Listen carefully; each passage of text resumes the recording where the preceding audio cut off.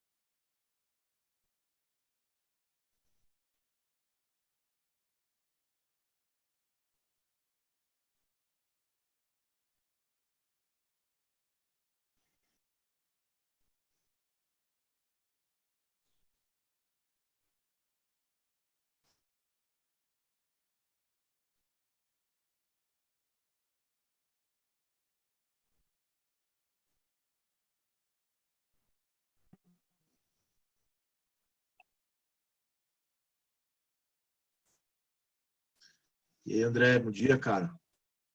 Tudo bem, gente? Oi, professor, tudo? E aí, essa voz de som? Não, pô. Tranquilo. Vamos esperar o pessoal entrar aí. Oi, gente. Oi, pessoas. Tudo bem com vocês? Vocês estão muito ninja, muito rápidos, cara. Que coisa maravilhosa. Vamos esperar mais ou menos uns 30, né? Tá indo uns 30 nas aulas, gente? Me responde aí, por favor.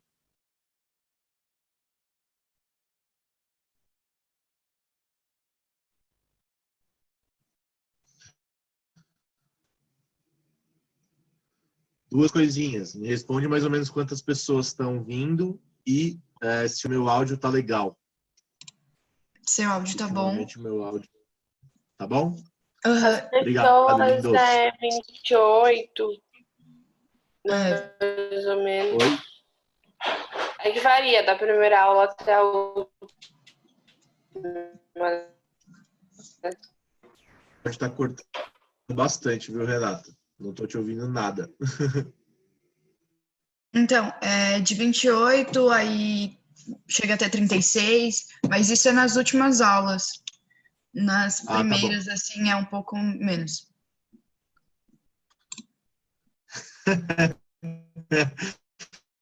Ah, é? Nossa, que surpresa, né? Nas primeiras aulas tem menos gente do que nas últimas. Mudam. Prof, você foi bem malvado com os últimos exercícios. Tem uma penca, são tipo mais de 50 que sobrou. Em 21 por enquanto.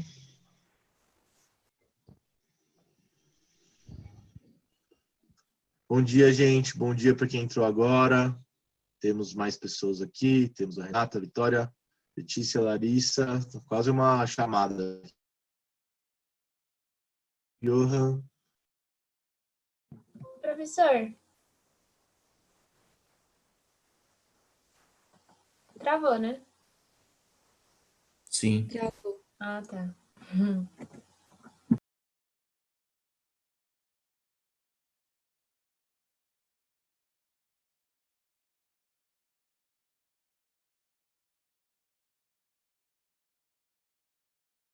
Pra vocês estava ruim também? Porque eu tava até Sim, mudando de internet. Sim, tava eu bem mudei a ruim. minha também. Não é a minha. Voltei. E a tela não tava querendo aumentar, tipo, ficou pequenininha Oi, mesmo. gente. Voltei.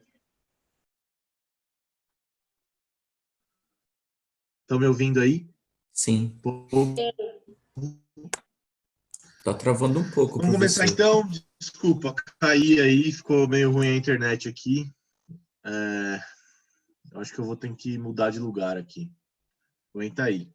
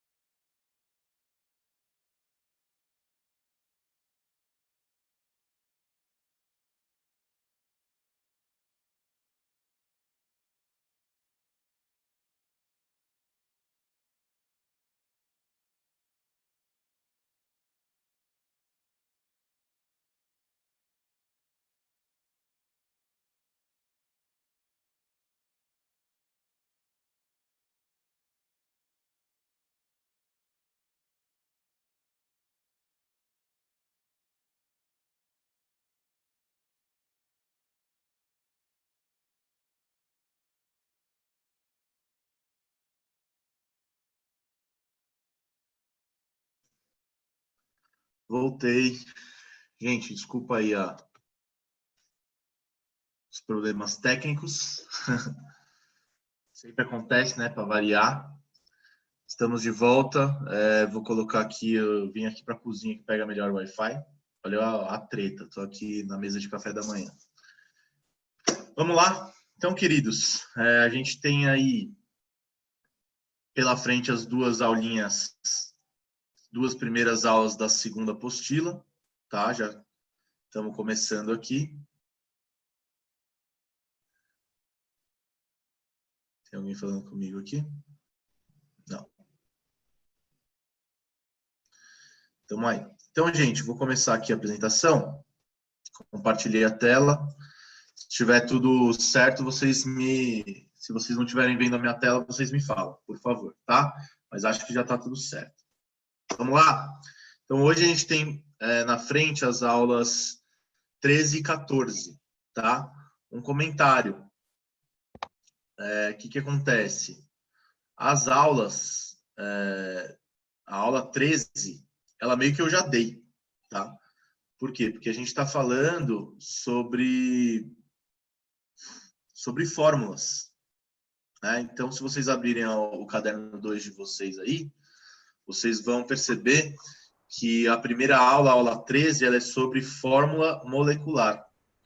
Na aula passada, a gente já falou sobre isso, a gente já falou sobre fórmula molecular, falou sobre fórmula mínima e falou sobre fórmula centesimal. E aí a gente já aprendeu também a fazer a conversão de uma para outra, tá bom? Legal. Esther, seu...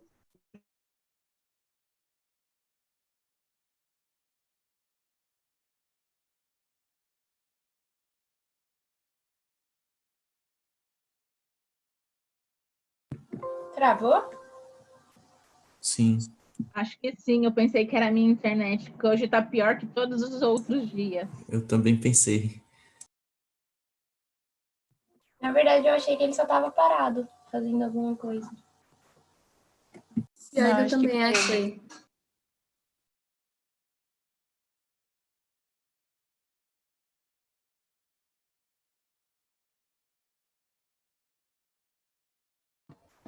Gente, qual apostila que ele vai dar hoje?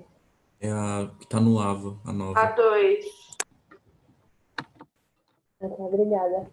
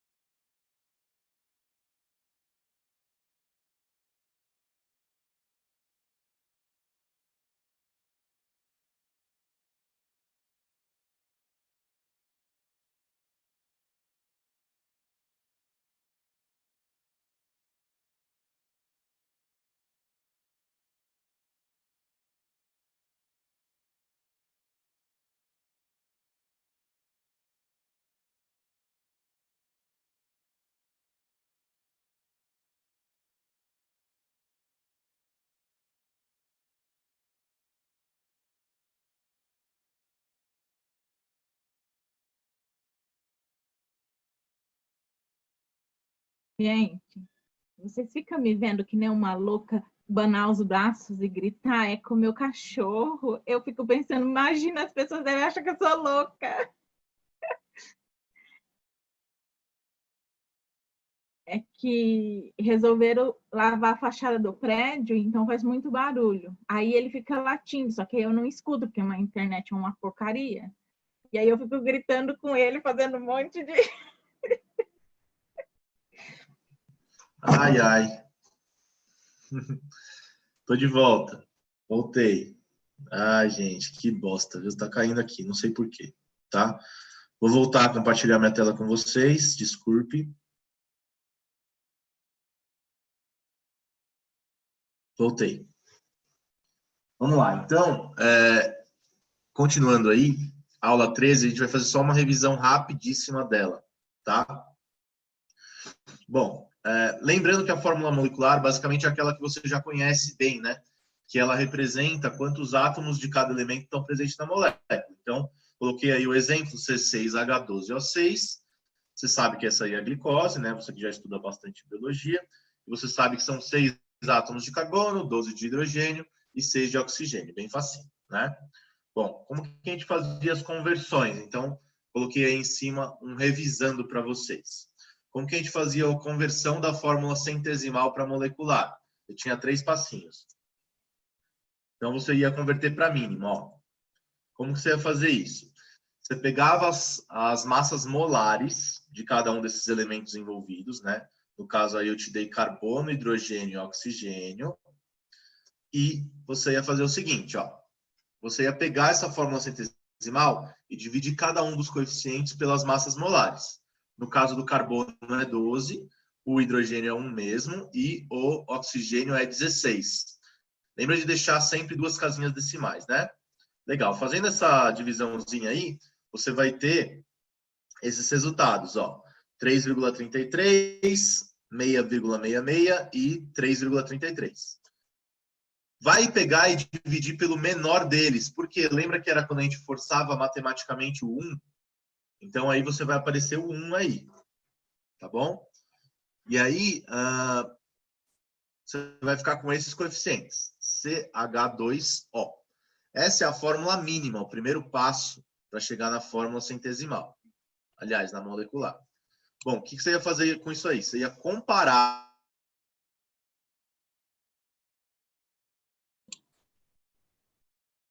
Travou? Parece. Caso aqui, se você calculasse aqui a sua massa... Professor, Oi, diga. deu uma travada. Travou. Deu uma travada? Onde que travou? Logo depois que eu falei sobre dividir pelo menor? Isso. Beleza, ó. Então, para que eu divido pelo menor?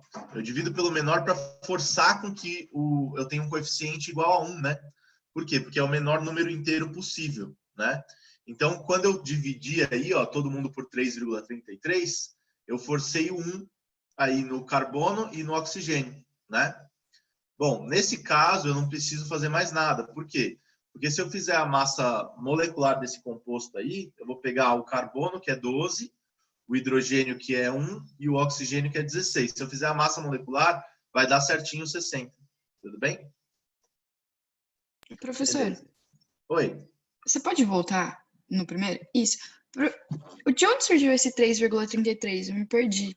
É o menor coeficiente possível desses 3. Tá vendo? Do 53,33%? Não entendi. Não. Esse 3,33, você está falando? É isso.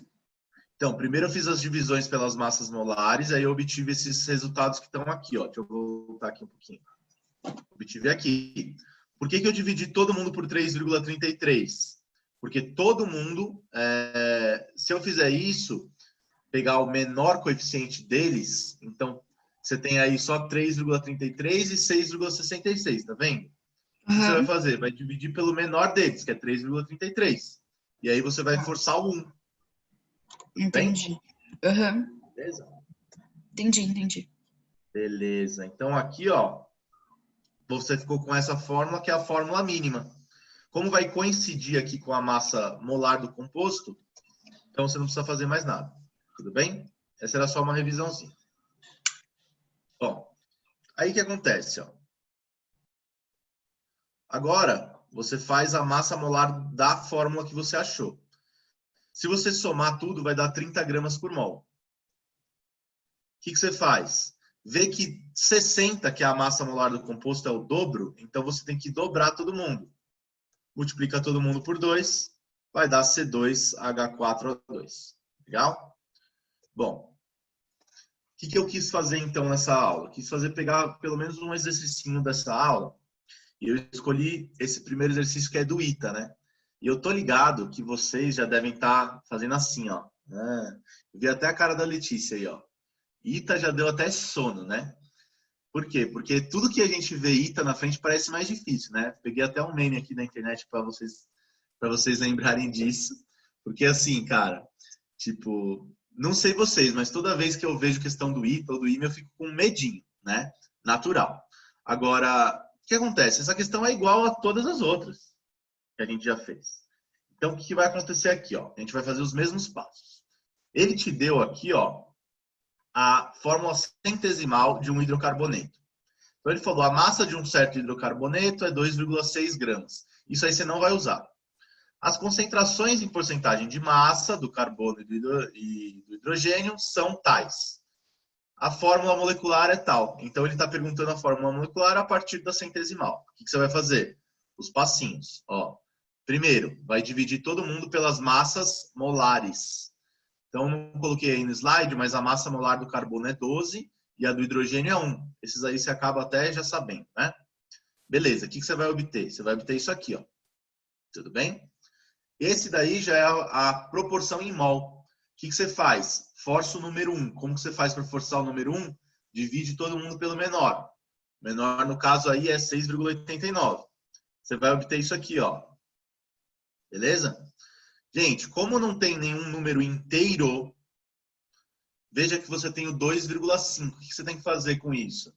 Para ele virar um número inteiro, você tem que multiplicar por 2. Tudo bem? Ó.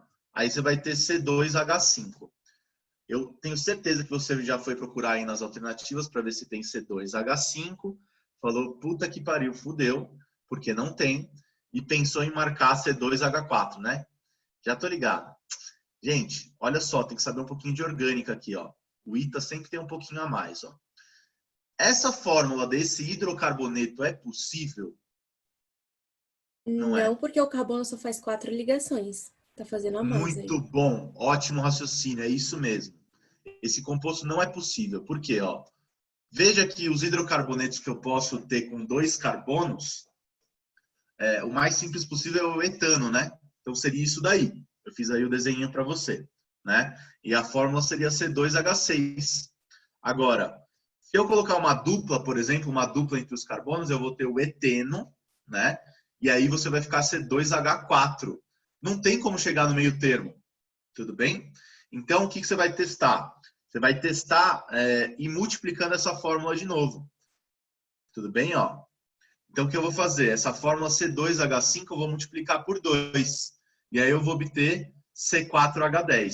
Se você quiser fazer o desenho desse hidrocarboneto, ele vai ser o seu butano, né? E aí você vai ver que vai dar certinho. Tudo bem? A cadeia carbônica com 4 carbonos. E aí você coloca os hidrogênios em volta, completando as 4 ligações do carbono. Fica essa questão, né? Muito difícil, eu achei. Fala, Letícia. Ô, professor, então esse C2H5 seria uma fórmula simplificada, tipo a mínima? Sim, sim. Seria a mínima. Mas isso está correto, mesmo que não seja, tipo, não seja possível? Sim, uma fórmula mínima, ela não precisa ser a representação exata da molécula, né? Entendi. Tá bom, obrigada. Por isso que a gente usa mais a fórmula molecular, né? É bem melhor, digamos assim. Beleza? É uma representação muito mais fiel à realidade. Tá bom? Obrigada. De nada, querida. Bom, então, gente, o que eu queria falar da aula 13 é isso aí, tá? Vou passar para a aula 14, que é o mais importante de hoje. A gente vai falar sobre leis ponderais, tá bom? Então, gastei 20 minutinhos aí, era mais ou menos o que eu queria gastar mesmo, tá? No final da aula, eu coloquei o gabarito de todas as questões da aula 13. E vou comentar mais uma questãozinha que é a 4, que também é uma questão difícil, tá bom? Bom, então, a gente vai falar aqui nessa aula 14 das leis ponderais. A gente pode chamar também de leis das reações químicas. Gente, isso, na verdade, historicamente falando, é super, super importante para o desenvolvimento da química em si, né? Então, durante a aula, eu quero que vocês vão percebendo a importância histórica disso, tá bom? Vou dar uma comentada também, mais ou menos baseado na data, né? Bom, então, para que vai servir esse negócio, né? A gente vai estudar as massas envolvidas em reações químicas. Pensa comigo, gente, a quantidade de aplicações que tem nesse negócio. Então, pensa, por exemplo, vamos supor que você tem uma, sei lá, uma mineradora. E você está tirando minério de ferro. E você quer saber, com aquela quantidade de minério de ferro, quanto que você vai produzir de ferro efetivamente. é muito importante você saber isso, né? Então, você consegue fazer um cálculo de massas baseado na reação química que você tem, tudo bem? E fazer a previsão dessas quantidades. Gente, isso é muito importante. Imagina se você fosse, tipo, sei lá, o engenheiro de uma fábrica e o seu chefe perguntasse para você quanto que você ia produzir no final do mês. Você ia falar, não sei. Cara, nada a ver, certo? Então, é muito importante tudo aqui e é por isso que essa parte de cálculo estequiométrico, que é o que a gente está inaugurando com a aula de hoje, né? É muito importante e cai em todas as provas. Não existe prova de vestibular sem cair cálculo estequiométrico, gente. Crava isso daí, tá bom? Bom, antes de voltar, de seguir, eu queria analisar essa palavra com você. Cálculo estequiométrico. Então, da onde que vem essa palavra estequiometria? Ó, então, eu vou dividir essa palavra em dois. Vou brincar aqui de Rubão e falar um pouquinho da morfologia da palavra. Ó. Você tem duas partes nessa palavra, estéquio e metria. O que quer dizer cada uma delas? Ó, em grego, estéquio quer dizer elemento. E metria, você já deve ter ouvido falar em outras palavras, né? Ó, metria quer dizer medida. Metro vem de metria, certo? Então, o que a gente está falando aqui? A gente está falando da medida de cada elemento e uma reação química. Tudo bem? Então, a gente vai medir quantidades de cada um dos elementos, das espécies químicas ali, que vão estar envolvidos na reação. Tá bom? Legal. Bom, então, a primeira lei vai ser a lei do Lavoisier, né? Então, esse conjunto de leis aí, da massa, a gente chama de leis ponderais, vamos ter duas. A gente tem a lei do Lavoisier e a lei do Proust, tá? Então, só para falar um pouquinho aqui da vida do Lavoisier, olha o currículo do brother, hein? O cara foi considerado o pai da química, né? Então, ele nasceu ali em 1750 e alguma coisinha, e aí no final do século XVIII, foi ele que começou a ter alguns estudos. Ele estudou bastante a combustão. Então, reação de combustão, né, gente? Pensa, né? Põe fogo no carvão lá, por exemplo, é uma reação de combustão, né? Olha que coisa incrível. Na verdade, as pessoas antes tinham uma teoria que era de um alemão, que era o Stahl, que ele falava que na combustão a substância soltava partículas, né? E por isso que o carvão, por exemplo, ia sumir depois que você fizesse a combustão dele. Aí, o que o Lavoisier foi fazer? Ele foi dar uma estudada nessa combustão num sistema fechado. O que é um sistema fechado mesmo, gente? É o que você não consegue tirar a massa lá de dentro. Tudo bem? E aí ele viu que depois da reação, o que acontecia? A massa se conservava, né? Então, com esse estudo e com outros em paralelo, ele acabou descobrindo a importância do oxigênio para a combustão, né? Então, uma reação de combustão é sempre uma reação com gás oxigênio. Também descobriu e descreveu o elemento hidrogênio. Cara, olha isso, ele ainda colaborou para o sistema métrico, colaborou para a nomenclatura que a gente conhece hoje, essas letras e símbolos. E, cara, isso já era suficiente, né? E aí, lembra que nessa época era a época da Revolução Francesa, né? E na época da Revolução Francesa, a maior galera foi para a forca, né? Então, ele foi um deles, né? Ele fazia parte de uma elite, né, gente? É um cientista, ele fazia parte de uma certa elite e acabou sendo vítima aí da Revolução, tá bom? Bom, o que esse cara fez, então? Agora eu vou explicar para você qual foi o estudo dele. Ó, então, ele basicamente fez o seguinte, ó. Ele formulou essa lei da conservação das massas dessa forma. Ele pegou sistemas fechados, então pegou lá uma cuba, por exemplo, fez reações químicas dentro dessa cuba. Tudo bem? E aí ele pesou essa cuba antes e depois. E aí o que ele viu? Ele viu que se eu pesasse antes e depois, elas iam se conservar, essas massas. Então vamos supor que você tem uma reação qualquer aí, ó. Reagentes dando produtos. Lembra que uma reação química você sempre tem esse formato geral, né? Os reagentes é quem reage, produto é quem é produzido. Bom, você tem a reação química acontecendo aí, e esse cara pegou e fez o seguinte, ele pôs uma balancinha, ó, e pesou os reagentes e pesou os produtos, tá bom? Aí o que ele percebeu? Se eu pegasse, por exemplo, uma massa qualquer aí de reagentes, vamos supor que fosse 100 gramas. Então, eu coloquei aí para você. Cada vez que ele colocasse 100 gramas em uma reação qualquer, a massa dos produtos ia ser também 100 gramas. Ó, né?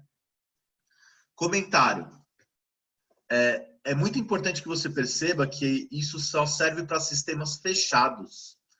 Então, por exemplo, quando a gente está fazendo uma combustão, a combustão ela solta gases. Então, o que acontece? Os gases vão embora, né, na atmosfera. Então, o que acontece? A massa do sistema vai acabar se reduzindo. Mas a lei ainda serve, tudo bem? Antes e logo após a reação, a massa vai se conservar, tudo bem? Então, veja essa observação aí dos sistemas fechados, que eu coloquei até sublinhado aí para vocês, tá bom? Então, essa é a nossa lei de conservação de massas, queridos. Vamos enunciar essa lei, então? Então, ó, qual que é o enunciado da lei? Se você tiver aí, ó, tinha até da apostila isso daí.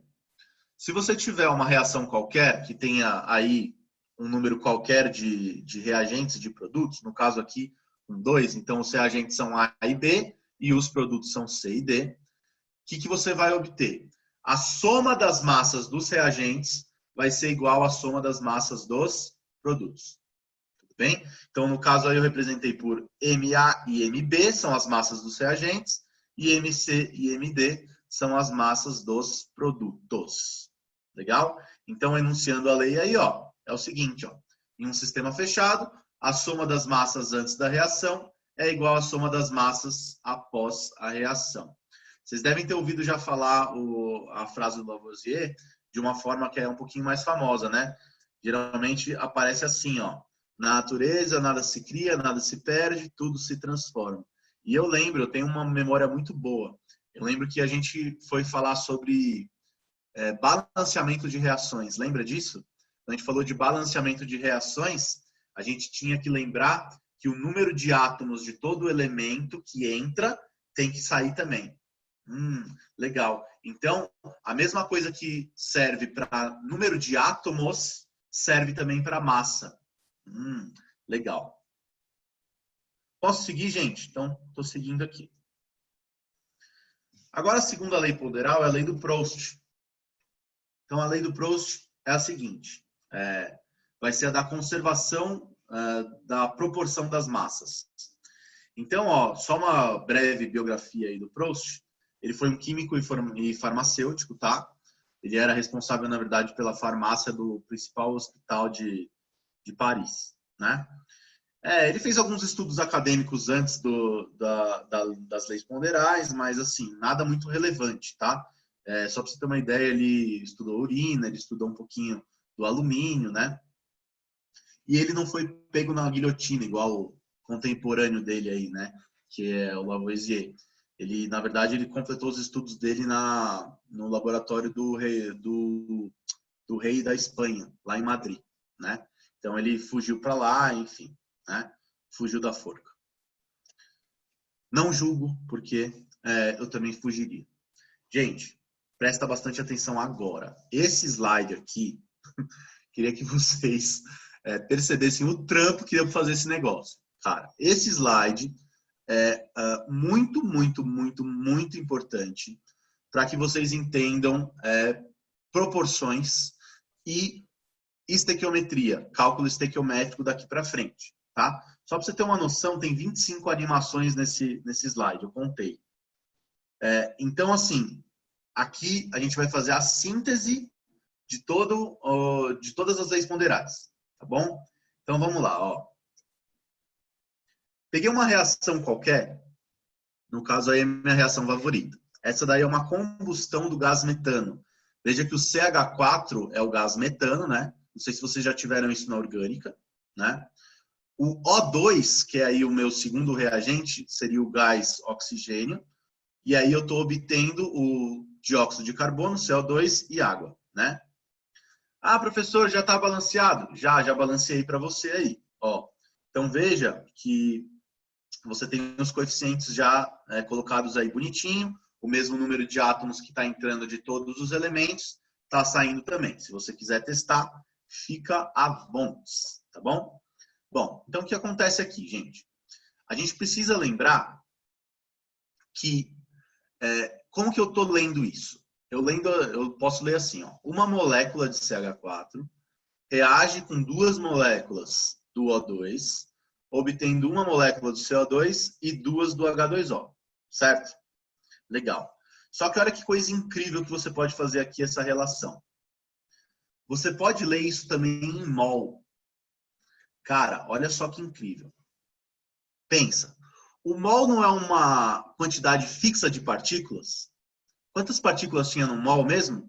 Era sempre 6 vezes 10 a 23, certo? Então, se eu pegar e multiplicar isso aí, todas as moléculas aí, ó, eu li em moléculas primeiro.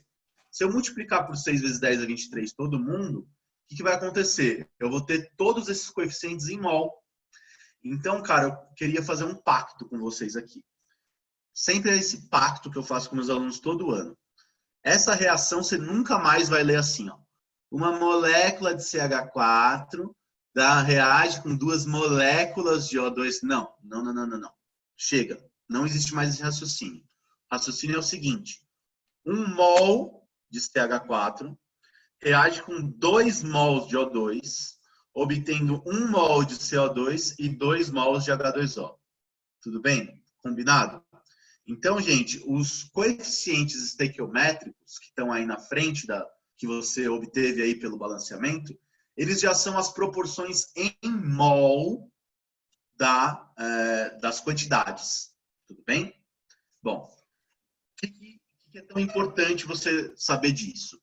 Porque se eu sei a quantidade em mol, eu consigo saber a quantidade em massa.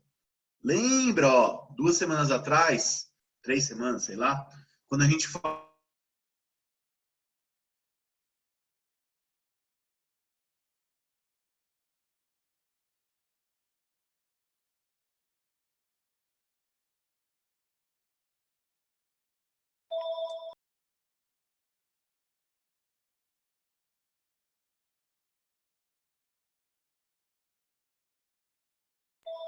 Gente, foi aqui. Oi? Fala aí, Renato. Prof, travou um pouco. Muito, prof. Tenta aí. Acho que se deu uma caída sem querer. Oi, gente. Voltei? Voltou. Sim. Voltei. Onde eu tinha parado? Falando das 3 semanas atrás. E aí você não terminou de concluir. Isso. Ah, tá. Então, ó, 3 semanas atrás, a gente falou sobre as massas molares, lembra? Então, você já tem a habilidade incrível e maravilhosa de saber calcular a massa de 1 mol de qualquer substância, através da massa molar. Lembra? Ó, massa molar é a massa de 1 mol, tudo bem? E aí eu já dei para vocês aqui, ó, de mão beijada, as massas molares de todas essas substâncias, tudo bem? Veja, gente, que às vezes eu vou dar a massa molar já da substância e às vezes eu vou dar a massa molar só do átomo, né? E aí você precisa fazer o quê? Fazer a soma. Natália, você levantou a mãozinha aí, né? Manda aí. Professor, é uma pergunta mais conceitual, assim, sobre o conceito. Quando você estava lendo, que você falou que a gente pode ler uma molécula de CH4 reage... Não tá errado eu falar uma molécula? Porque, na verdade, são 6 vezes 10 a 23 moléculas, não são? Se eu for... 1 mol tem 6 vezes 10 a 23. Uma molécula não é 1 mol. Então, não tá meio errado falar assim? Não tá errado. Sabe por quê? Ó, é isso que eu estava tentando te explicar. Porque é o seguinte, o mol não é uma proporção fixa de átomos ou de moléculas. 6 vezes 10 a 23. Então, pensa, ó, vamos supor que eu tenha, uma molécula de CH4. Uma molécula de CH4, ela reage com 2 moléculas de O2, concorda? Tudo bem? Uhum. Se eu dobrar o número de moléculas de CH4, for para 2 aqui, quanto que vai ter de oxigênio? 4, certo? Uhum. Então, isso também pode ser traduzido pela lei da proporção definida. Bem? Só que, pensa, se eu pegar 6 vezes 10 a 23 moléculas de CH4, Quantas moléculas eu vou ter de O2? O 12 dobro de vezes 6 vezes 10 a 23. Portanto, 2 mols. Tá. Tudo bem? Pegou esse Tá. raciocínio? Ele é fundamental. Fundamental para você Uhum. entender. Por que que eu posso fazer a mesma proporção de molécula para mol? Porque o mol é um número fixo de partículas. Entendi. Tranquilo? Tá bom. Uhum. Beleza. Obrigada, Ricardo. De nada, queridos. Bom, vamos lá. Então, aqui, ó, já que a gente já sabe a proporção em mol, dá para a gente saber agora a proporção em massa. David, parece que você levantou a mão, né? Sim, professor. É uma Manda aí, dúvida que maninho. eu sempre tive uma dúvida nisso. Por exemplo, pegando o metano, certo? Certo. Tem um mol dele na reação. Só que, tipo, e se eu quiser pegar, por exemplo, quantos mols tem de hidrogênio no metano? Sabe? Eu sempre tive dúvida como analisar, tipo, quantidade de mols dentro de Sim. uma substância. Você poderia me ajudar nisso? Claro, David. Inclusive, a gente fez uma questão da UFO na aula passada que caiu isso daí. Não sei se você lembra. Era uma questãozinha da estatuazinha de Jadeite. Você lembra dela? Não. Não lembro. Não, né? Então, o que acontece? Ó?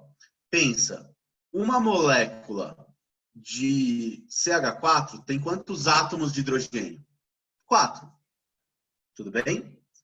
Se eu pegar 2 moléculas de CH4, quantos átomos de hidrogênio tem? 8, certo? Você vai multiplicar por 2. Se o mol também é uma proporção definida, quer dizer, se eu pegar 1 mol de CH4, eu tenho 4 mols de H. É o próprio coeficiente ali, a própria atomicidade. Tudo bem? Entendi. Beleza? Isso é porque a Beleza. proporção do mol é a mesma, sempre. Então, é por isso que essa proporção definida do mol, ela é tão incrível e você pode fazer maravilhas com ela. Beleza? Tranquilo? Beleza. Vou abaixar sua Valeu, mãozinha aí, tá professor. bom? Beleza, obrigado. Tamo junto. De nada, cara. Então, vamos lá. Ó. Sabendo as proporções em mol, a gente consegue saber o quê? A gente consegue saber as massas. Então, ó, se 1 mol de CH4 tem 16 gramas, ó, não é 16 gramas por mol? Então, esse 1 mol que eu representei em laranja aí, ó, de CH4, são 16 gramas. Agora, o O2 não são 2 mols? Então, eu tenho que pegar essa massa molar e multiplicar por 2. Então, eu coloquei aí, ó, 2 vezes 32 dá 64 gramas. O que você acabou de descobrir? Qual foi a informação maravilhosa que você acabou de descobrir? Que para cada 16 gramas do CH4, você precisa de 64 gramas de O2. Cara, vê se você percebe comigo qual que é a importância disso. Imagina que você tenha, sei lá, uma fábrica qualquer e que você esteja reagindo 2 reagentes. É importante você saber a proporção, quanto que você coloca de cada um. É a mesma coisa que uma receita de um bolo, cara. Se você coloca, sei lá, a receita do bolo tá 5 xícaras de farinha de trigo para 2 ovos, sei lá. E você coloca em outra proporção, não vai dar certo. Sacou?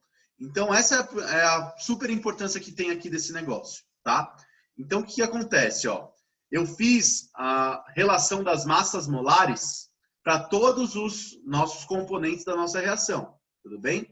Então, ó, a massa molar do CO2 é 44 gramas por mol. Se eu tenho 1 mol só, então são 44 gramas, tudo bem?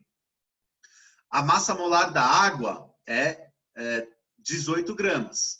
Como eu tenho 2 mols de água, eu pego essa massa e multiplico por 2, ficou 36 gramas. Então, eu tenho essa relação aqui, ó. Então, a relação é a seguinte.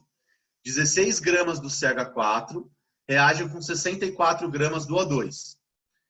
E você vai obter, depois da reação, 44 gramas do CO2 e 36 gramas da água.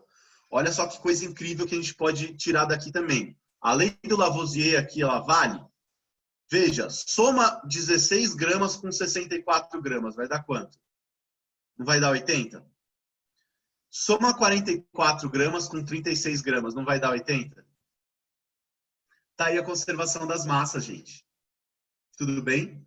Então, da onde que eu tirei isso daqui? Eu peguei as massas molares, tudo bem? E aí eu somei as massas que eu tinha considerando 1 mol para reagente, ali para o CH4, e fui acompanhando com as outras substâncias. E eu vi que eu consigo verificar a nossa conservação de massas. Tudo bem?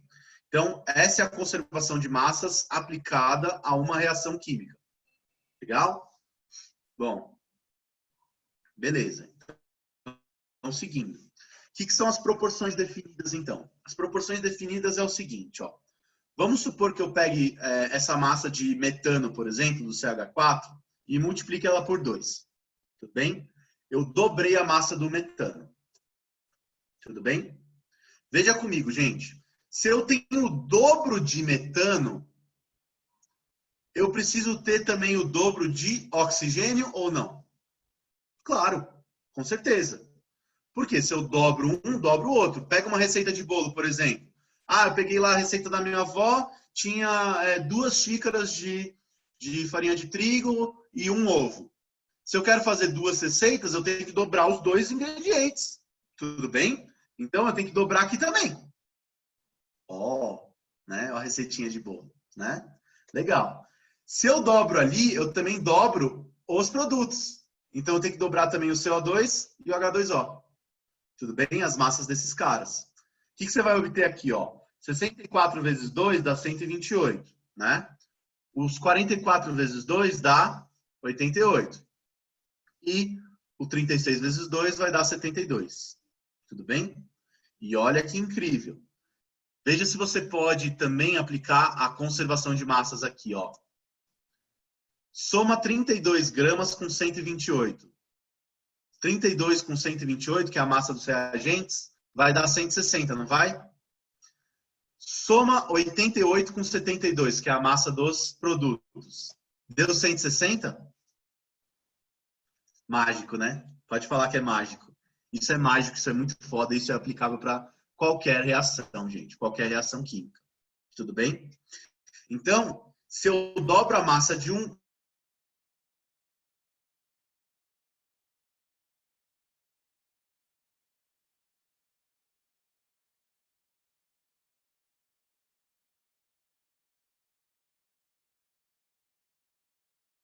Eu vou dividir essa massa de 72 por 10. Travou. Deu uma travada de novo. Eu estava aqui já? Você estava falando se dobra a massa de 1, aí travou. E que isso é mágico. Então, gente, que isso é mágico. É mágico, empolgação impressionante, tá passando pra porque vocês, desde né? o balanceamento. É muito mágico, gente. Olha isso. Então, o que acontece? Se eu dobro a massa de um, eu dobro a massa de todos. Tudo bem? Se eu dividir a massa de um, eu tenho que dividir a massa de todos. E a conservação das massas vai continuar? Sim. Tudo bem?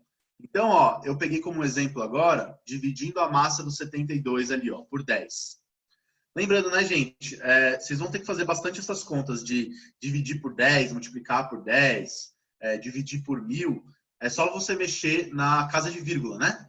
Então, no caso de dividir por 10, é só você voltar uma casinha, né? Então, 72 vai virar 7,2. Tudo bem? Agora, de novo, gente, não é proporção definida.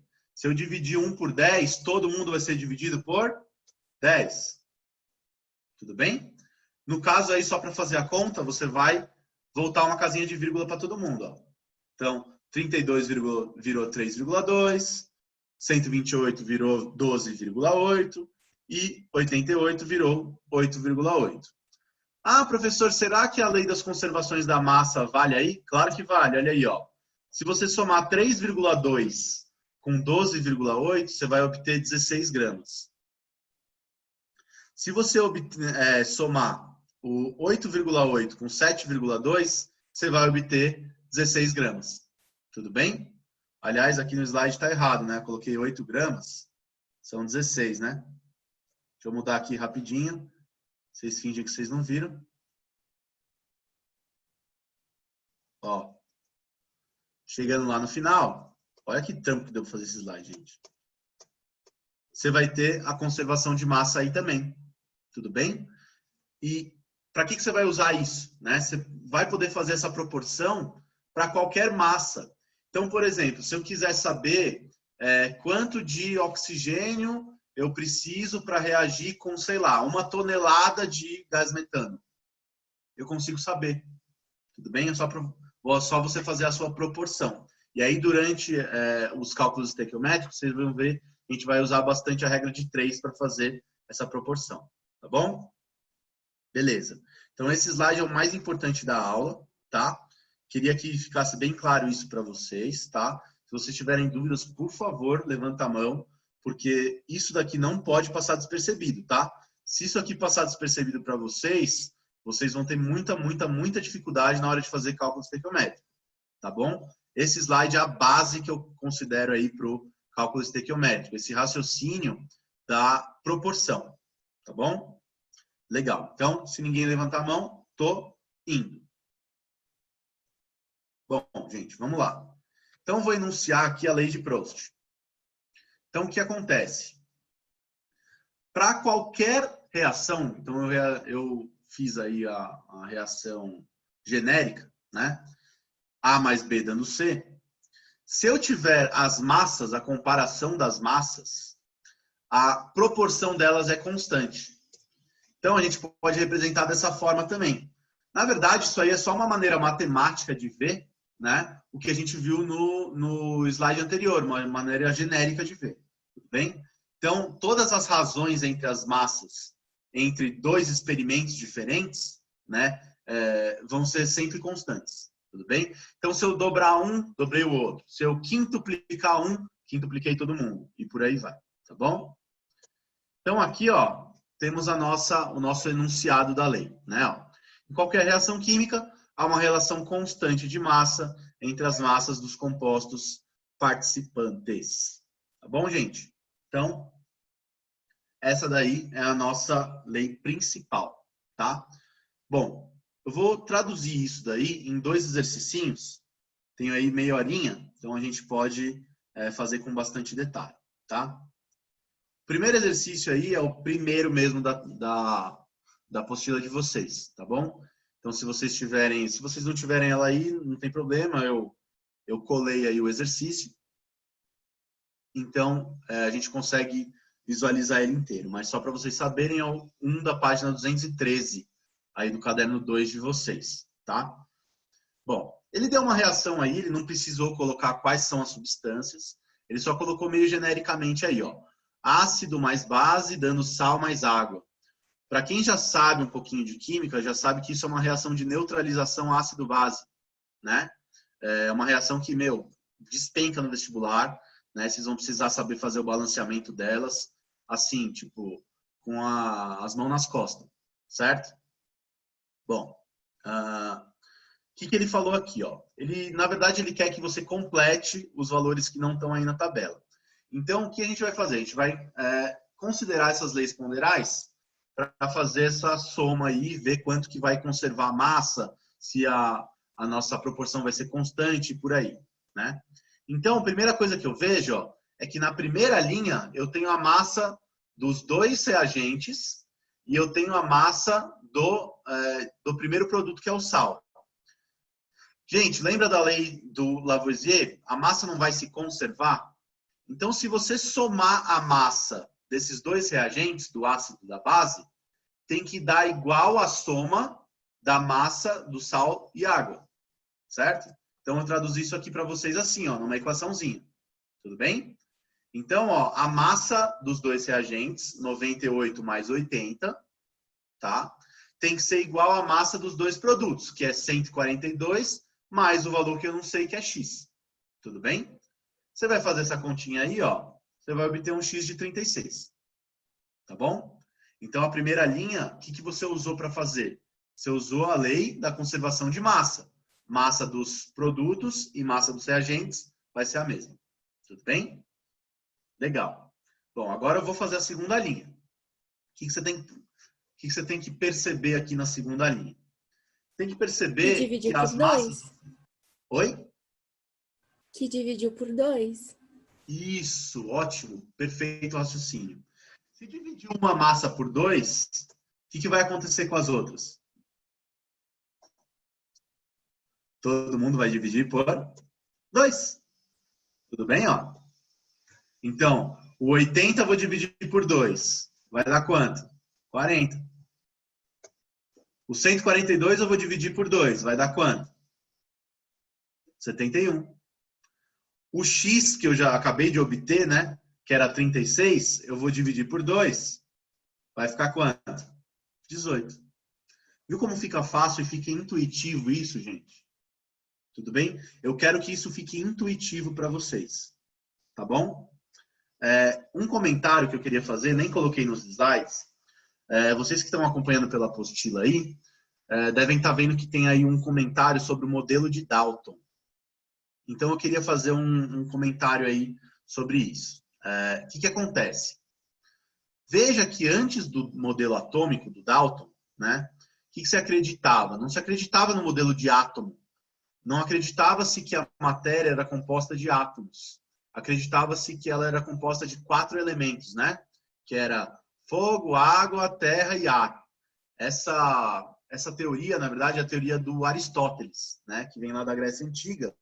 E ela perdurou aí durante a Idade Média, por muitos séculos aí, né? Pensa comigo, gente. Se a matéria for feita desses 4 elementos, né? Que parece o desenho do Avatar, fogo, água, terra e ar, faz sentido que essas massas se conservem? Cara, então, veja que essas conservações de massa, essas leis ponderais, elas contribuíram muito, se não foi a coisa principal, para que a gente resgatasse a ideia do átomo. Tudo bem? Então, vocês devem ter tido com o Márcio aí a parte de modelo atômico. Vocês vão lembrar que o modelo atômico, para a gente se localizar na história, o modelo atômico do Dalton, a teoria atômica do Dalton, é de 1808. Só para você ter uma noção, a lei ponderal, a lei do Proust, ele é de 1801. Então, o que aconteceu? Olha só a sequência dos fatos. Ó. Primeiro, você tem o Lavoisier, conservação de massa. Tudo bem? Aí você já começa a desconfiar que a massa, que a matéria é feita de partículas que vão se conservar. Depois você tem a lei do Proust. O que você descobre na lei do Proust? Que as partículas que estão ali vão ser constantes. Não vai se perder nenhuma parte de matéria. Então, qual que é a consequência? A consequência é o modelo atômico de Dalton, que vai falar que a matéria é composta de átomos e que as reações químicas nada mais são do que um rearranjo desses átomos. E as moléculas, as substâncias, elas vão ser compostas por proporções constantes desses elementos. Tudo bem? Então, gente, o que acontece? A lei de Proust e a lei de Lavoisier foram evidências para a elaboração aí da teoria atômica do Dalton. Tudo bem? Beleza.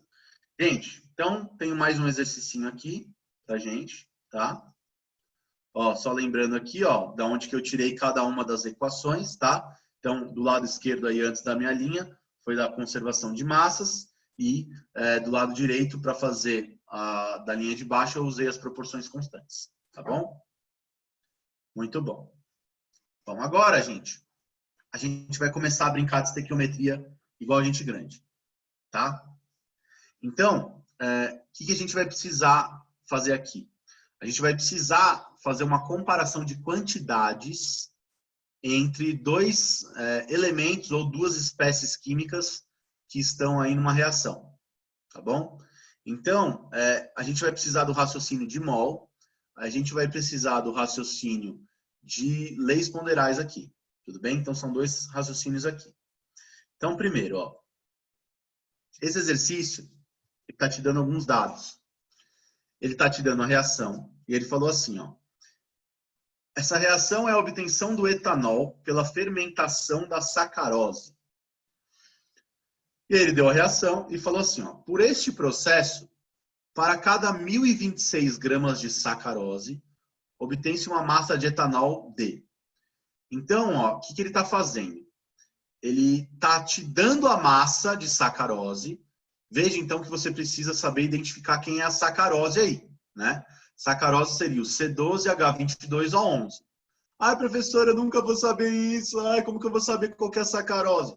Gente, olha aí, o H2O é água, então o H2O não é.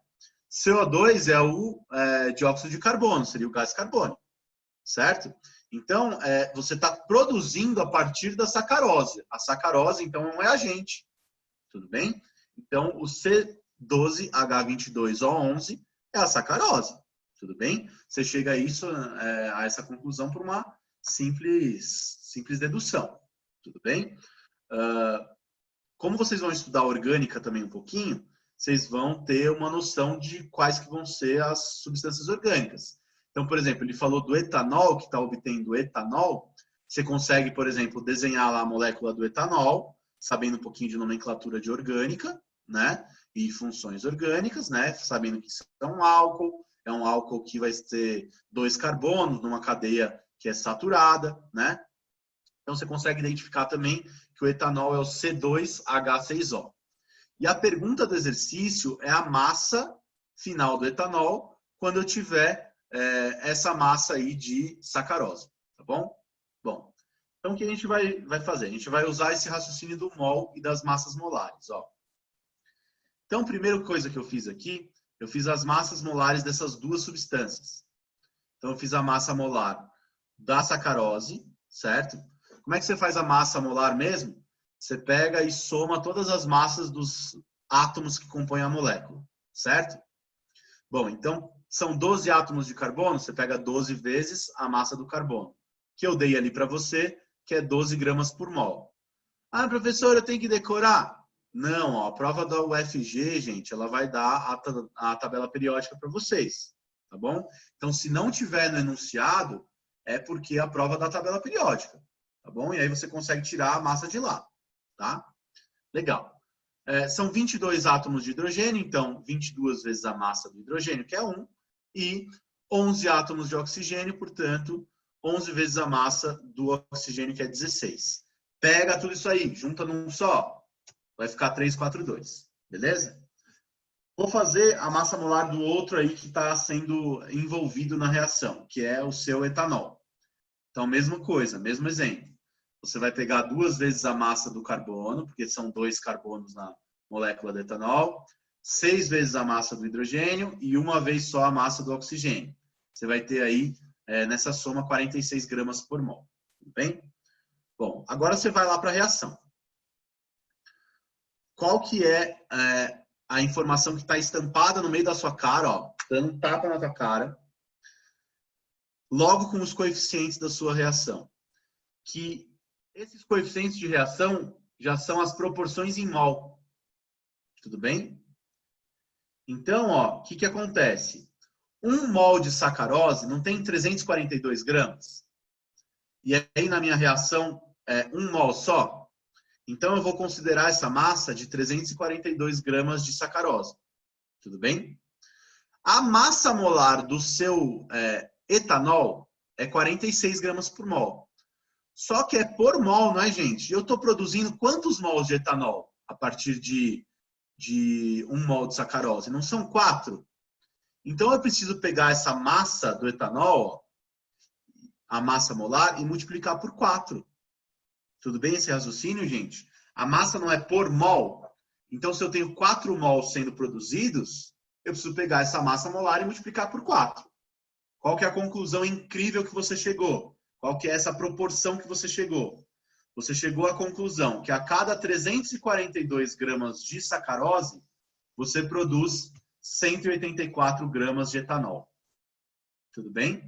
Isso só pelo raciocínio aí das massas molares. Tá bom? Legal. Bom, o que a gente tem que ver agora? A gente tem que ver que eu tenho não 342 gramas de sacarose, mas eu tenho 1.026 gramas de sacarose. Tá bom? Você pode montar aí uma regrinha de 3 se você quiser. Né? Ó, você pega 342 tá para 184, assim como 1.026 tá para X. Tudo bem? E aí você faz a sua regrinha de 3 ali, multiplica em cruz, você chega. Ou, no caso dessa questão aqui, ela é mais focada na lei de Proust, né? Então ele quer saber das proporções definidas. Ó, como que eu vou saber? Você precisa ter a malícia, a malandragem de conseguir saber que o 1026 é o triplo de 342. Ah, professor, eu nunca vou chegar nessa conclusão sozinho. Calma, fica tranquilo que você vai ver nos exercícios que sempre é uma proporçãozinha assim, meio fácil de ver. Então, por exemplo, às vezes ele dobra a massa, às vezes ele triplica, às vezes ele quintuplica, às vezes ele faz multiplicado por 10, multiplicado por 100, multiplicado por 1 milhão, tudo bem? E geralmente você vai conseguir visualizar isso aí logo de cara, só de bater o olho. Fala, David. Professor, mas é possível dar um número quebrado, um decimal? Claro, é possível sim. Mas como ficaria o mol? Tipo, o mol não tem que ser um número inteiro? Então, o número de mols, na sua proporção ali da reação, os coeficientes tem que ser inteiro. Tudo bem? Tem que ser um número inteiro. Agora, se você, por exemplo, ao invés de multiplicar por 3 isso daí, você multiplicar, sei lá, por 2,5, é possível isso? Todo mundo é multiplicado por 2,5. Tudo bem, David? Não tenha medo dos números decimais. Tá bom? Então, assim, os coeficientes da reação tem que ser inteiro. Agora, o resto da proporção não precisa ser multiplicado por um número inteiro. Pode ser dividido por 0,15, sei lá, e dar um número zoado. É claro, esse não é o caso, geralmente, nas questões, tá? Por quê? Porque, cara, o vestibular não tá muito interessado em saber se você sabe fazer continha de vírgula. Tá ligado? Tipo assim, FUVEST 1993 cobrava isso. Agora, FUVEST 2020, não, né? Sacou? O cara quer saber se você tem raciocínio. Beleza? Então, eu não poderia colocar, tipo, por exemplo, 2,5 mols de tal substância? Pode. Pode mesmo? Uhum. Ela só não vai ser a proporção inicial, que é a proporção que tá ali na sua reação balanceada. Uhum. Tudo bem? Entendi. Beleza, professor. Obrigado. Beleza. Só uma coisa, tá, David? Como você pode... na verdade, eu estou pensando de novo na sua pergunta. Às vezes você vai se deparar com um coeficiente que é uma fração. Já viu isso? Já. Como eu posso considerar o coeficiente em mol ao invés de em molécula, você pode ter sim isso aparecendo. É verdade, você está certo. Pode aparecer sim, tá? E, aliás, é bastante frequente que apareça quando você tiver uma reação de combustão. Tudo bem? Então, é verdade, você está certo. Tá bom? Beleza, Obrigado, vou baixar professor. sua mãozinha aqui, tá? Bom, seguinte. Então, se eu tripliquei a massa da sacarose, o que eu tenho que fazer com a massa do etanol?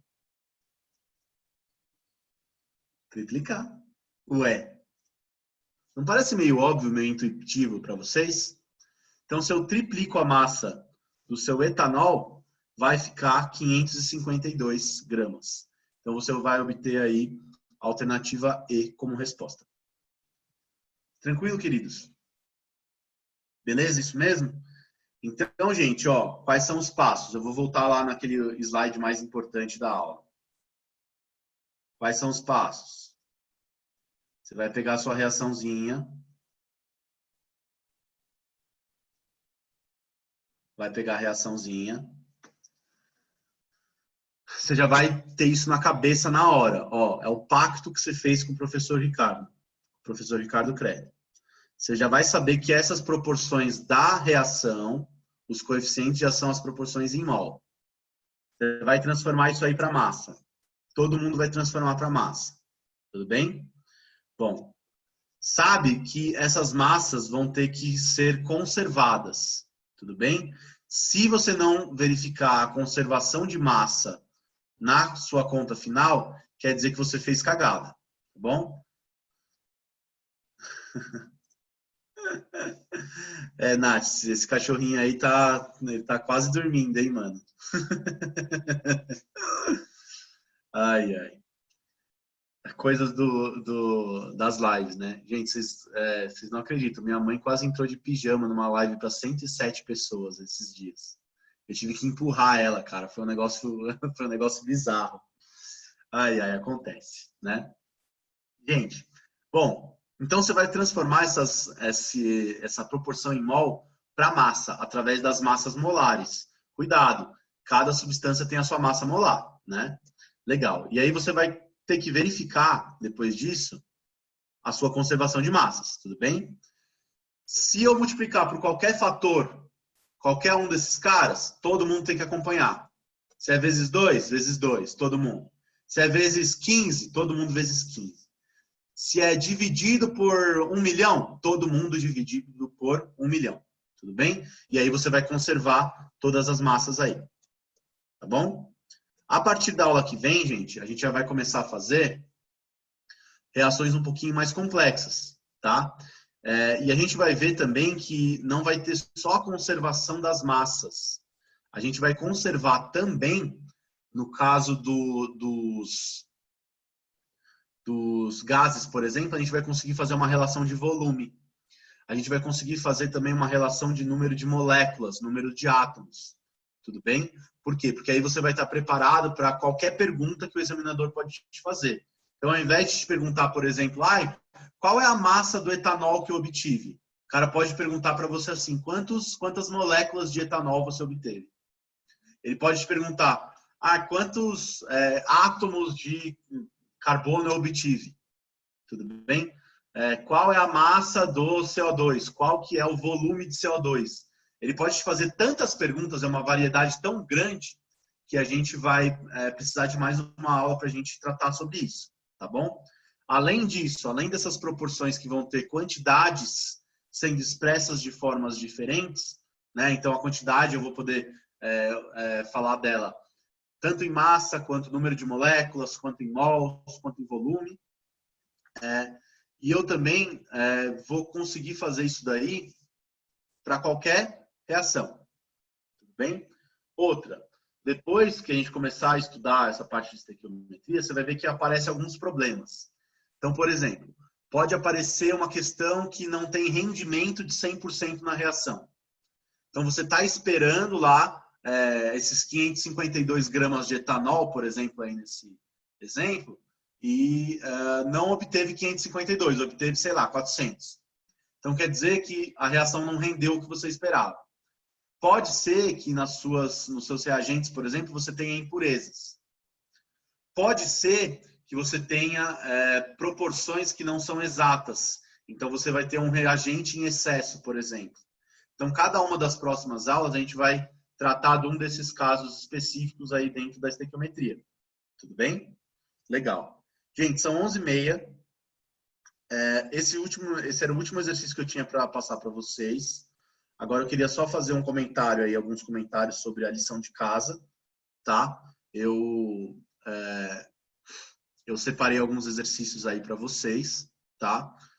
Vocês completando os exercícios do caderno de aula já tá bastante legal, porque tem bastante, né? Tem aí os 7 exercícios para vocês fazerem.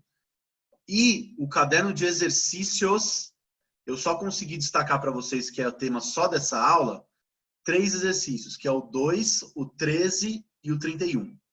Tudo bem? Com o que vocês têm nessa aula, só dá para fazer esses 3. Tá? Comentário, exercício 31 é o exercício da FUVEST. Mano, de verdade, eu pago um pau para esse exercício. Ele é um exercício muito difícil. Na verdade, ele é puro raciocínio. Não tem nada de conta. Você não vai fazer absolutamente nenhuma conta. Não tenta montar reação, não tenta fazer nada. Exercício 31 do caderno de exercícios. Tá bom? Na parte de estequiometria. Dica. Pensa no número de átomos da amostra que está reagindo. Tudo bem? Ele tem lá uma comparação entre uma amostra que é ferro puro, ferro com chumbo ou ferro com estanho, por exemplo. Tá bom? E aí você precisa pensar na quantidade de átomos que tem ali. Tá bom? E aí depois eu quero que vocês interajam comigo aí. Tá? Qualquer coisa, se vocês tiverem bastante dificuldade, eu gravo um vídeo. Tá bom? Fala, David. Desculpe, essa tarefa tá no caderno exercícios 1? Ou é porque tipo, a gente não tem o 2 ainda? Vocês não têm o 2 ainda? Vou pedir pro... Tá no 2. Rubão. Então, Pedi só pro que, Ela Rubão tá no mandar para texto. vocês, porque eu já tô no caderno de exercício 2. não, então, é que eu Mas tá peguei, no 1 mesmo, David. não, Parte de então, exercício tá no 1. não, então, eu peguei ela para conferir e só vai até o 30. Então, tá no Não sei o que caderno 2, tem. gente. Tá no caderno 2, sim. Não, credo. É cada duas apostilas, um caderno de De de tarefa. exercício. Então, só que aqui, ó, eu tô até com ele aberto aqui, ó. Espera aí. Rapidinho. Não, Isa, mas lembra que o Rubão falou que tava tudo misturado, as lições? Pode ser que esteja Ó, no 2 mesmo. é o caderno 2. Ó, abri aqui, ó. Vê aqui na minha aba aqui em cima, ó. Caderno de exercício 2. Ele começa aqui, ó, em cálculo estequiométrico. É o caderno 2 mesmo. Inclusive, a gente já terminou o caderno 1 de exercício. Ele terminava em Não, mas tá no massa caderno molar. 1 mesmo. Eu É, tô tá no olhando aqui. caderno 1. Tá no caderno 1 Não, mesmo. Eu tô olhando aqui. é que o caderno De 1 pra mim tá... exercício. Ó, cuidado para você não 52, confundir, hein? caderno Cálculo estequiométrico é diferente de mol e massa molar. Ó, meu caderno 1 de exercícios está aqui, ó. Ele começa em substâncias e misturas e termina aqui, ó. A última sessão dele, ó, é cálculo estequiométrico 1. Isso, professor, mas é porque tem duas partes. Tem parte 1 e parte Ah, 2 tá. de exercício. Tá na Entendi. página 160, David. Ah, vocês Isso, estão a falando parte do na livro, página né? 160. Vocês estão falando do livro? É, Eu peguei aquela apostila de natureza, Do sabe? livro Que de é... exercício. Ah, tá. Não, isso, faz livro de sentido. exercícios. Entendi. É, mas eu me baseei aqui no livro 2 já, tá, gente? Por quê? Porque aqui, no livro 1, eu não gostei muito dos exercícios para agora. Eu quero que vocês façam a partir da aula que vem. Então, é o caderno 2 mesmo, tá? Inclusive, aí o pessoal tava falando que aqui no caderno 1 só vai até o 30, né? Ó, só vai até aqui, o 30 da Unicamp. Tudo bem? Tem o exercício 31, então é do caderno 2. Se vocês não têm o caderno 2 ainda, pede para o Rubão mandar para vocês online. Tá bom? Fala que eu já passei o exercício do caderno 2, do livro 2 de exercício, e fala para ele que ele precisa mandar sim. Tá bom? E aí, na aula que vem, eu vou mandar do caderno 1 e do caderno 2 também. Então, é o caderno 2 mesmo, tá? Não errei aqui, não. Tranquilo? Beleza. Ó, um comentário, então, esse exercício 31 aí, ele é maravilhoso, tá? É um desafio. Quero que vocês fiquem felizes se vocês conseguirem fazer ele, tá? Por que você não passou o 4 da aula 14? 4 da aula 14? O que você está dizendo, Ana? Por que eu não fiz? Porque Não. você não colocou ali na listinha. Ah, tá aqui embaixo, aqui não tá dando para ver, eu acho. É 4A, tá ali a resposta. Então eu Embaixo. acertei. 4A tá ali embaixo, acho que você deve estar com a tela tampando de alguma forma. Peraí, deixa eu dar um ESC aqui para você ver. Agora dá pra Conseguiu ver? ver. Obrigada. Bem? Já pegando um link aí no que a Ana tá falando, o exercício 4 da aula 13, não da aula 14, que é o que ela falou agora, da aula 13, você tem que tomar um cuidadinho com ele, tá? Ele tem vários passinhos, tá?